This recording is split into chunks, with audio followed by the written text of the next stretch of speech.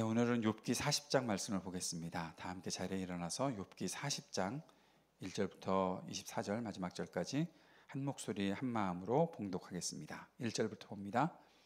여호와께서 또 욥에게 일러 말씀하시되 트집 잡는 자가 전능자와 다투겠느냐?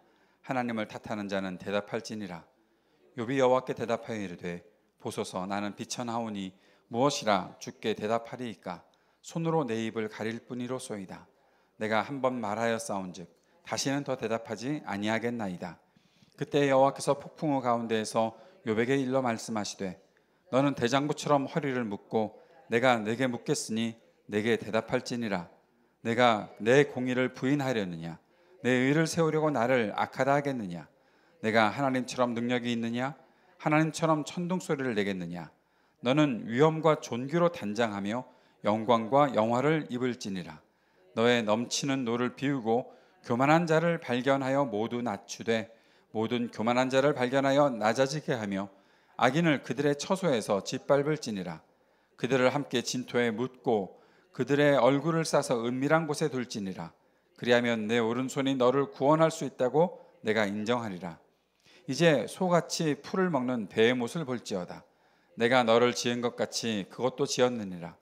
그것의 힘은 허리에 있고 그 뚝심은 배의 힘줄에 있고 그것이 꼬리치는 것은 백향목에 흔들리는 것 같고 그 넓적다리 힘줄은 서로 얽혀 있으며 그 뼈는 놋관 같고 그 뼈대는 쇠막대기 같으니 그것은 하나님이 만드신 것 중에 으뜸이라. 그것을 지으신 이가 자기의 칼을 가져오기를 바라노라. 모든 들짐승들이 뛰노는 산은 그것을 위하여 먹이를 내느니라. 그것이 연잎 아래에나 갈대 그늘에서나 늪 속에 엎드리니 연잎 그늘이 덮으며 시내 버들이 그들을 감싸는도다. 강물이 소용돌이 칠지라도 그것이 놀라지 않고 요단 강물이 쏟아져 그 입으로 들어가도 태어나니 그것이 눈을 뜨고 있을 때 누가 잡을 수 있겠으며 갈고리로 그것의 코를 꿰을 수 있겠느냐. 아멘. 오늘도 우리 주님의 말씀을 우리가 봤습니다. 욥기 40장, 이제 주님께서 욥에게 대답하시는 그 장면이 계속 나타나 있습니다. 욥에게 있어서 하나님의 대답은 어떤 의미가 있을까요? 하나님의 대답 자체가 욥에게 그 무엇보다도 큰 위로가 되지 않았을까 하는 생각을 하게 됩니다. 물론 폭풍우 속에 임하시는 하나님의 그 음성, 하나님의 대답이 욥을 굉장히 당황하게 만들 수도 있고, 하나님께서 계속해서 욥에게 질문을 던지시는 것이 한 70여 가지가 되거든요. 여러분, 아프고 힘들었는데 누가 와가지고 질문을 막 던진다고 생각해 보세요. 그것도 너 뭐 아느냐? 너 뭐 아느냐? 네가 했느냐? 뭐 그런 질문을 막 대하고 있으면 아마 정신을 잃을 것 같지 않으십니까? 내가 힘이 드는데 이렇게 질문을 받아야 된다. 그것도 대답도 하지 못할 질문을. 근데 욥에게 있어서 하나님의 대답 그 자체가 욥에게 위로가 되고 욥에게 힘이 되지 않았을까 하는 것입니다. 왜냐하면 어제도 말씀드렸던 것처럼 욥이 찾고 있었던 것은 지혜거든요. 그런데 그 지혜 속에 진짜 그 지혜의 근원인 하나님을 찾고 있었거든요. 하나님과 대화하기를 원했고 하나님께서 말씀하시는 것을 듣기 원했고, 그래서 하나님의 말씀 그 자체가 욥을 깨우쳐주는 지혜가 되면 욥이 그 모든 지금까지의 모든 아픔들을 이제 다 내려놓을 수 있고 극복해 나갈 수 있다는 그런 마음을 가지고 있었거든요. 그런데 그 모든 고통을 해결하는 하나님의 말씀이, 하나님의 음성이 욥에게 들려올 때 그것이 욥에게 큰 위로가 될 수 있지 않았을까 하는 내용이죠.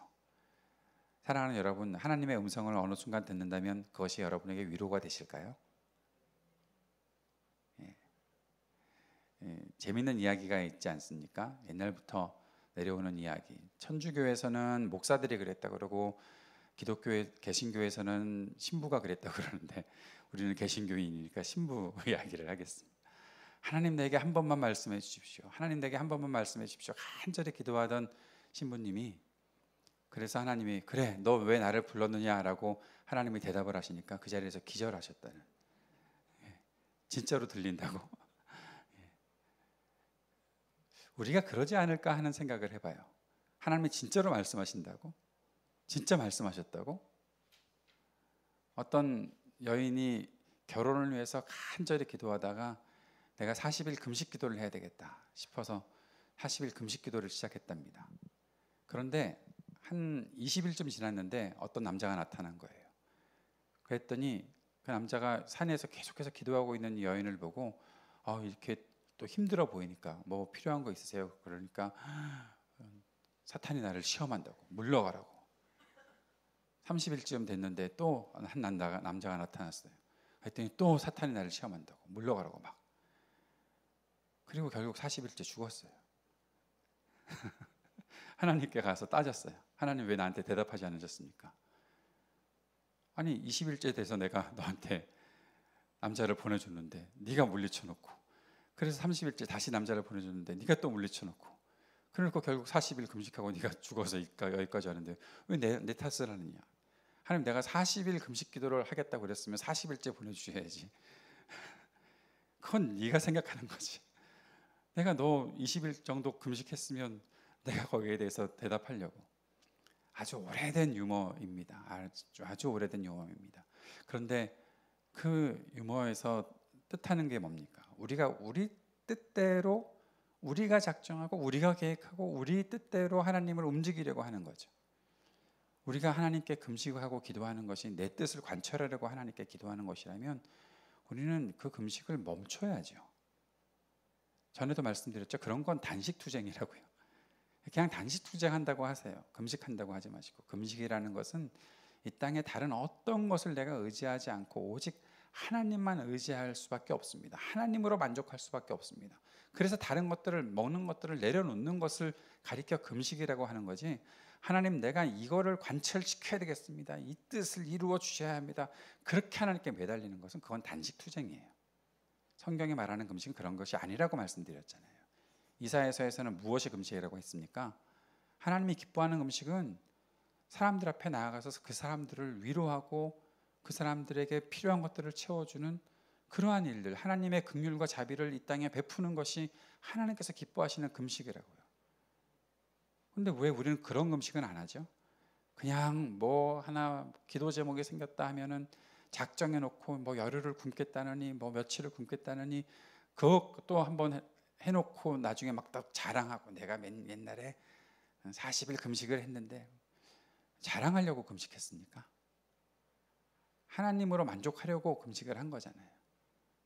그럴 금식은 안 하는 게 낫죠. 왜냐하면 고집만 세져요. 그렇게 금식해 놓은 사람들은. 하나님 앞에 우리가 고집 부리려고 하는 겁니까? 지금 욥에게 하나님께서 말씀하시는 그 말씀 중에 그런 말씀이 있어요. 트집 잡는 자가 전능자와 다투겠느냐? 하나님을 탓하는 자는 대답할지니라. 자기가 이해가 안 된다고 하나님을 막 고소하고 하나님 법정에 와서 나하고 한번 해봅시다 막 그랬던 욥에게 너 뭐 그렇게 아는 것이 많다고 그렇게 나를 불러서 그렇게 하느냐? 욥이 뭐 죄를 지었다고 하나님께서 막 욥을 심판하는 것이 아니라 욥이 하고 있는 태도에 대해서 하나님께서 왜 너 그런 식으로 나를 대하느냐라고 그렇게 묻고 계시는 거죠. 욥의 이야기도 그렇고 세 친구의 이야기도 그렇고 다들 그들이 하고 있었던 일들은 자신들의 틀에 하나님을 자꾸 가두려고 하는 거예요. 하나님은 이러셔야 합니다. 이러셔야 하나님이시죠. 이렇게 해야 하나님입니다. 또 하나 얘기해 드려요. 옛날부터 나왔던 유머가 왜 자꾸 생각이 나는지. 낭떠러지에서 어떤 사람이 발을 헛디뎌서 떨어지다가 나무 가지를 붙잡고 겨우 살았어요. 간절히 외쳤죠. 하나님이 거기 계시다면 나를 좀 끌어올려 주십시오.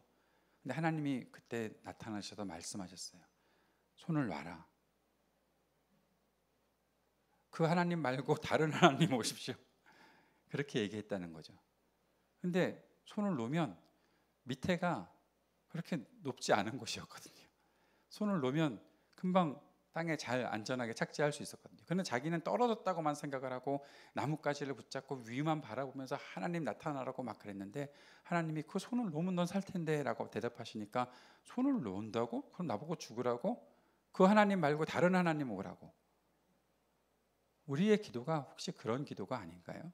하나님께 대한 우리의 질문이 다 내가 만들어 놓고 다 틀을 짜놓고 이대로 돼야 합니다, 그렇게 해주시면 하나님, 그렇게 안 해주시면 안 하나님? 뭐 그런 걸로.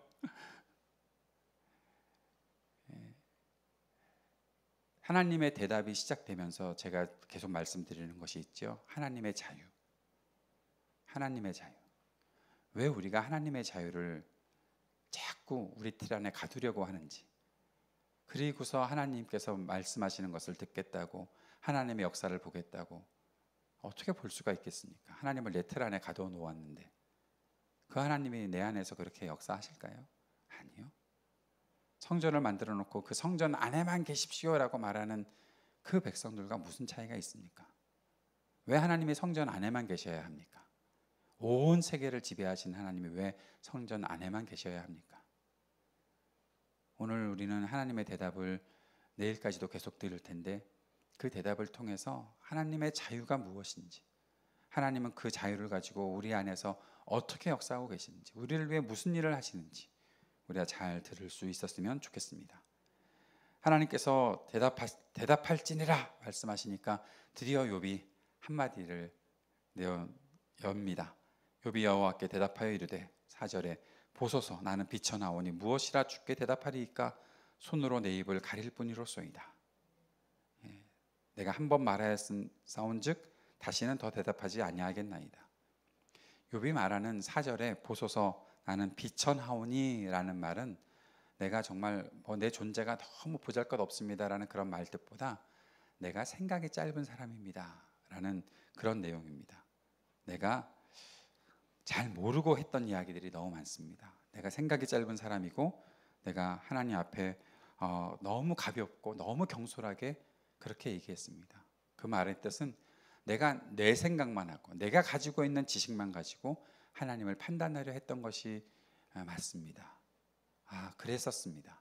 하나님께서 하시는 말씀을 들으니 내가 하나님의 그 지혜 다 알 수도 없으면서 내가 하나님은 이래야 된다 저래야 된다 라고 착각하고 있었습니다.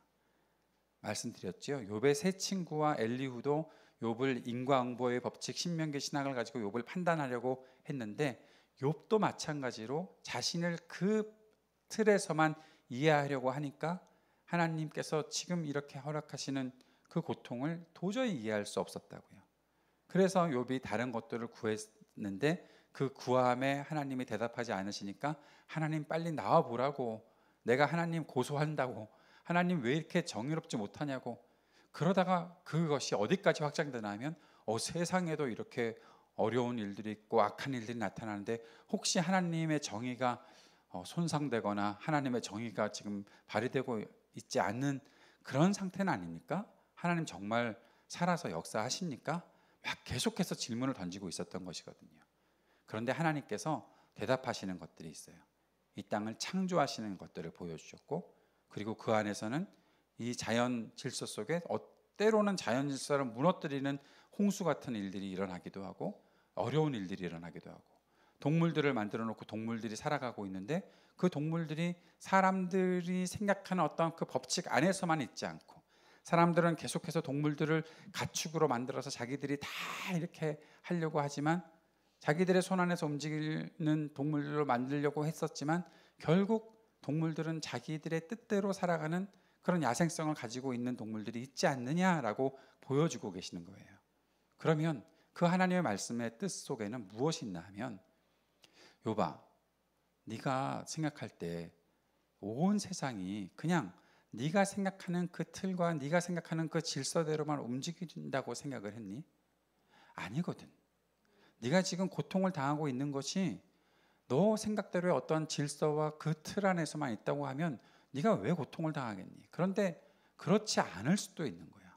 세상에서는 내가 만들었지만 내가 만든 것들 속에 그들의 어떤 힘과 자기들의 어떤 움직임 때문에 통제되지 않는 악들도 존재하고 있고, 그 악들이 결국 사람들에게 고통을 주는 그런 일들도 있는 거야.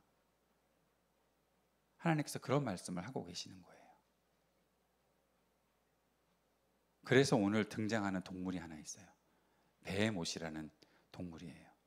베헤못이 뭘까요? 혹시 알고 계십니까?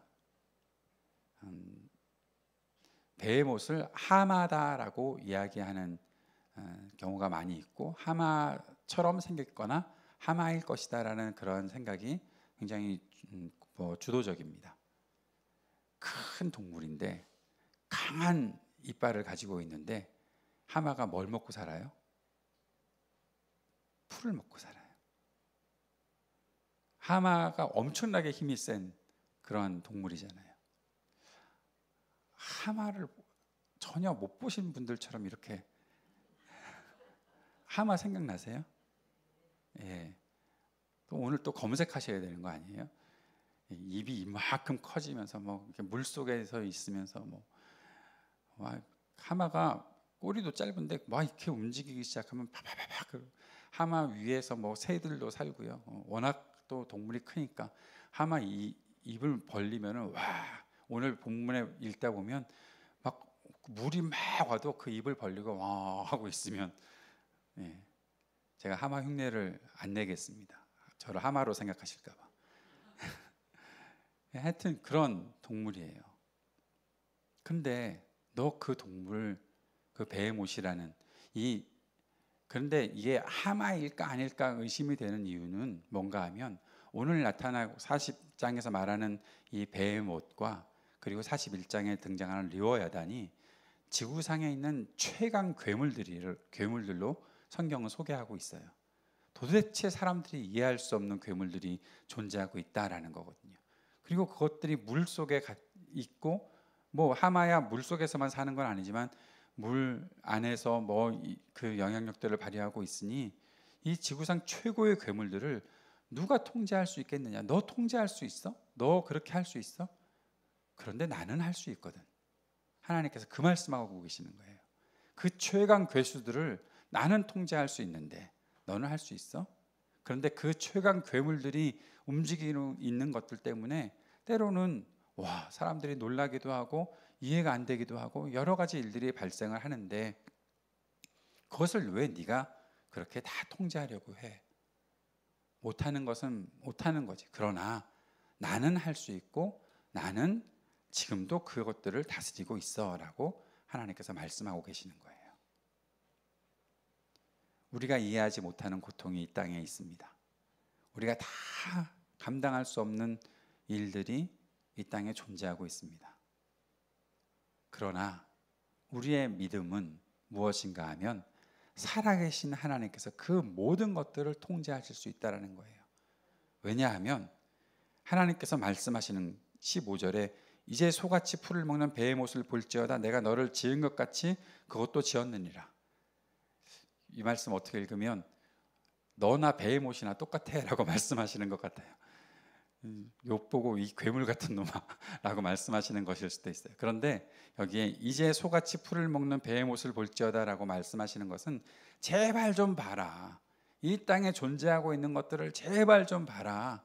너만 보지 말고 라고 말씀하시는 거예요. 자, 욥을 보세요. 욥이 아무리 의롭게 살았어도 욥 자신과 욥 가족들 그리고 욥이 할 수 있는 그 삶의 영역들 결국 그 삶의 영역이라는 것은 지구상 어디엔가 있는 우스 땅이라고 하는 곳에 살아가고 있었던 욥 그가 갖고 있었던 우스 땅의 세계관을 통해서만 보고 있었으니 그것이 얼마나 좁은 일이겠어요. 여러분 서울에 우리가 여기 살고 있고 뭐 이쪽 동네에 살고 있으니까 그러면 우리가 보고 있는 것이 전 세계에 대한 모든 것들을 다 알고 보고 있습니까? 아니 우리는 그냥 우리 삶의 영역만 보고 있는 거잖아요. 그 안에서 모든 것들을 판단하려고 하잖아요. 사람들 다 그렇더라고요. 자기가 갖고 있는 영역에서 모든 것들을 판단하려고 하더라고요. 심지어는 다른 사람에 대한 판단도 내가 갖고 있는 영역으로 자꾸만 다른 사람들을 판단하려고 하는 게 우리들의 모습이잖아요. 하나님은 그 사실을 보여주고 계시는 거예요. 너 무엇을 보고 있어? 네가 갖고 있는 판단의 그 근거가 뭐야? 너 기껏해야 우스 땅에 살고 있었던 한 사람 아니야 라고 말씀하고 계시는 거예요. 너랑 똑같이 베헤못도 내가 만들었는데 너 베헤못 본 적 있어? 라고 말씀하시는 것이죠. 내가 이 땅 모든 것들을 짓고 통치하고 그것들을 다스리고 있을 때 너 그것들이 지어질 때 있었어? 없었잖아. 너 그 지혜 찾고 있었는데 그 지혜는 그 모든 것들을 창조할 때 함께 있었었는데 너는 그때 없었잖아. 내가 이 땅에 동물들을 만들 때 그 동물들에 대한 통제를 하고 있을 때 너 한 번이라도 그것들을 통제해 본 적 있어? 없었잖아. 그런데 네가 뭘 다 한다고 그렇게 내 앞에서 그렇게 말을 하고 있었니? 하나님께서 그걸 지금 지적하고 있으신 거예요. 그런데 더 놀라운 본문이 나와요. 오늘도 하나님께서 말씀하시는 것 속에 7절에 보면 6절에도 다시 한번 폭풍우 가운데서 욥에게 일러 말씀하시되 나오면서 7절에 너는 대장부처럼 허리를 묶고 내가 내게 묻겠으니 내게 대답할지니라 말씀하세요. 자꾸 대장부처럼 허리를 묶으래요. 욥이 지금 힘든데 대장부처럼 허리를 묶고 또 나와서 뭘 해야 된대요. 그런데 더 놀라운 말씀이 있어요. 10절부터 나오는 말씀이에요. 같이 읽어보겠습니다. 10절, 11절, 12절, 13절까지 한번 같이 읽어보겠습니다. 너는 시작. 너는 위엄과 존귀로 단장하며 영광과 영화를 입을지니라. 너의 넘치는 노를 비우고 교만한 자를 발견하여 모두 낮추되 모든 교만한 자를 발견하여 낮아지게 하며 악인을 그들의 처소에서 짓밟을지니라. 그들을 함께 진토에 묻고 그들의 얼굴을 싸서 은밀한 곳에 둘지니라. 그리하면 내 오른손이 너를 구원할 수 있다고 내가 인정하리라. 여러분, 거기까지만요. 지금 욥이 아직 그 피부병이 나았다고 이야기하지 않았잖아요. 아직도 고통 중에 있을 거예요. 너무 힘들 거예요. 지쳤을 거예요. 마음이 어떤 위로도 받지 못했을 거예요. 그런데 하나님께서 대장부처럼 자꾸 말을 듣고 대답하라고 그러시더니 그러면서 하시는 말씀이 10절에 너는 위엄과 존귀로 단장하며 영광과 영화를 입을지니라. 지금 단장을 하라고요. 그것도 영광과 존귀로 영화로 단장하라고요. 위엄을 보이라고요. 내가 무슨 위엄을 보입니까? 여러분 안 그러시겠어요? 어저께까지 병상에 있었던 사람이 이제 막 퇴원했는데 퇴원하자마자 당신 나와서 옷 차려입고 어디 나와서 그 권위를 드러내고 뭔가 당당하게 뭔가를 좀 외쳐주십시오.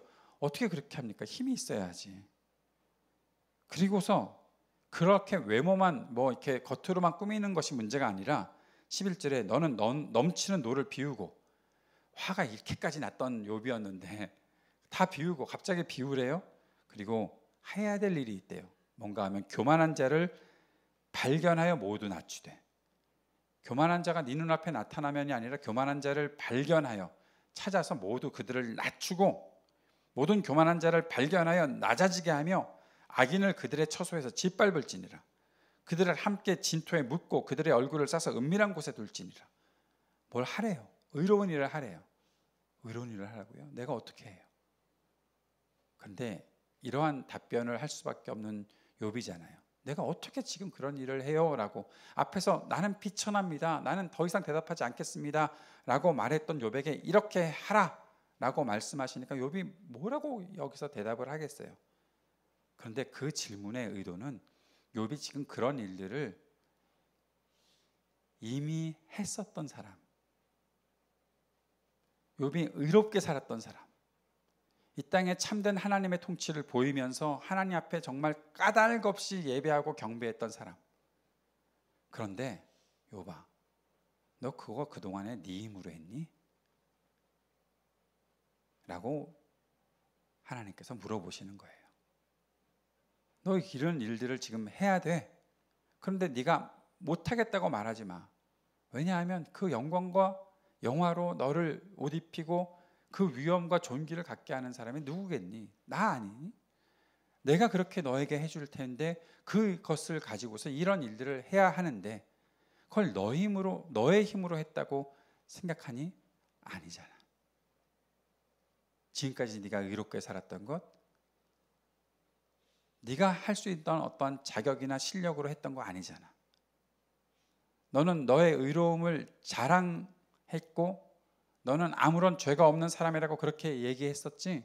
그런데 네가 너의 힘으로 너 스스로 그렇게 살 수 있었던 거 아니잖아. 네가 지금 아무리 고통 가운데 있고 힘든 상황에 있어도 내가 명령하는 일이라면 그것을 해야 하는데 그것을 하려면 너는 나를 의지할 수밖에 없겠지. 네가 만약에 그렇게 한다고 그러면, 너 혼자서 그렇게 할 수 있다고 하면 너의 오른손이 너를 구원할 수 있다고 내가 그렇게 인정해 줄게. 지금까지도 너는 너의 힘으로 한 게 아니야. 내가 주었기 때문에, 그 힘을 주었기 때문에, 의롭게 살아갈 수 있는 길을 열어주었기 때문에, 내가 너에게 은혜를 베풀어 주었기 때문에 그런 의로움을 행할 수 있었던 거야. 하나님께서는 그 말씀을 지금 욥에게 해주시는 거예요. 그래서 대장부처럼 지금 너는 너의 잘못들을 대답한다고 하더라도 너는 대장부처럼 당당하게 내 앞에 나와서 서야 하는 거야. 왜냐하면 너의 실력이 아니라, 너의 힘이 아니라 내가 너에게 베풀어주는 은혜 때문에 그렇게 대장부처럼 내 말을 듣고 내 앞에서 대답해야 되는 거야. 사랑하는 여러분, 하나님께서 우리에게 베풀어 주시는 그 놀라운 은혜, 그리고 하나님의 자유와 하나님의 통치를 온전히 인정하면 우리는 이런 하나님의 말씀을 들을 수가 있는 겁니다. 그런데 우리는 자꾸 우리의 틀로 하나님을 자꾸 만들어내려고까지 해요. 칼 바르트라는 신학자가 개신교 신학 입문이라는 책에서 이런 이야기를 했습니다. 신학을 위협하는 분이 있다. 그분이 바로 하나님이시다. 사람들이 만들어 놓는 신학을 위협하는 분이 한 분 계시는데 그분이 하나님이시다라는 거예요. 왜 그런가 하면 하나님을 자꾸 틀에 가두어 놓으려고 하는 것이 사람들이 만들어내는 신학이라는 건데, 하나님은 왜 자꾸 나를 가두려고 그래? 하나님을 이해하기 위해서 내가 신학을 하고, 내가 하나님을 이해하기 위해서 조그마한 어떤 법칙을 만들어 놓고 하는 것 좋은 일인데, 우리는 자꾸 그 좋은 일이 선을 넘어서 하나님을 자꾸 내 틀 안에 가두려고 하는 시도를 하거든요. 그러니까 칼 바르트가 신학을 위협하는 분이 하나님이시다라고까지 이야기하는 거죠. 하나님은 욥에게 너 왜 나를 한두 가지 신학이나 원리나 법칙으로 이해하려고 하니? 라고 묻고 계시는 겁니다. 칼빈은 그의 설교집 욥과 하나님에서 이런 이야기를 했습니다. 우리는 너무 성급하게 말하지 않도록 합시다. 다시 말하면 우리는 본질상 우리에게 허락된 것보다 더 많은 것을 참견하는 악을 가지고 있습니다. 우리의 입을 닫아두는 법을 배웁시다. 아무것도 아닌 죽을 인생이 자기 조물주를 평가하고 그 조물주더러 들으라고 하며 하나님은 잠시 동안 침묵을 지키라는 식으로 나가는 것이, 그게 자연 질서를 무너뜨리는 것이 아니면 무엇이겠습니까? 라고 이야기하고 있습니다. 사랑하는 여러분, 저는 오늘 본문을 묵상하면서 욥이 대답하지 않겠다라고 얘기한 것을 이렇게 해석했어요. 하나님 앞에 삐져서 나 다신 얘기 안 해, 하나님한테 아무 대답도 안 할 거야, 그렇게 말한 것이 아니라 욥의 침묵은 하나님의 그 크고 깊은 자유에 내가 눈을 떴기에 내가 더 이상 나의 입으로 하나님을 계산하고 측정하고 하나님을 내 틀에 가두지 않으려 합니다. 그래서 나는 입을 닫겠습니다 라고 욥의 침묵의 이유를 밝힌 것이라 저는 그렇게 믿습니다. 사랑하는 여러분, 오늘은 좀 침묵해야 되지 않을까요? 무슨 말로 하나님을 자꾸 평가하려고 하고, 이렇게 해야 하나님, 이렇게 하셔야 하나님이지, 이렇게 안 하시면 하나님 아닙니다, 자꾸 하나님 위협하고 하나님 보고 이래라 저래라 하고, 그러지 않는 우리가 되었으면 좋겠습니다. 하나님 말씀하십시오, 저는 듣겠습니다. 하나님 일하십시오, 그 일에 제가 함께 있겠습니다. 그렇게 고백하고 하나님의 그 자유로운 통치를 경험하는 저와 여러분이 될 수 있기를 바랍니다. 그 마음 품고 이 시간 함께 기도하며 주님 앞으로 나아갑시다. 주님, 겸손한 마음을 가지고 주님의 말씀을 듣게 하시고, 그리고 그 말씀 앞에서 역사하시는 우리 하나님을 바라볼 수 있도록, 하나님의 그 자유로운 통치가 온 세상을 뒤덮는 일들을 우리가 볼 수 있도록 주님 도와주십시오. 내가 침묵하며 내가 마음을 활짝 열고 생각을 활짝 열어 그리스도의 생각과 그리스도의 계획을, 하나님의 생각을, 우리 마음에 품게 해 주십시오. 주님 앞에 기도하는 이 시간이 되었으면 좋겠습니다. 함께 기도하겠습니다.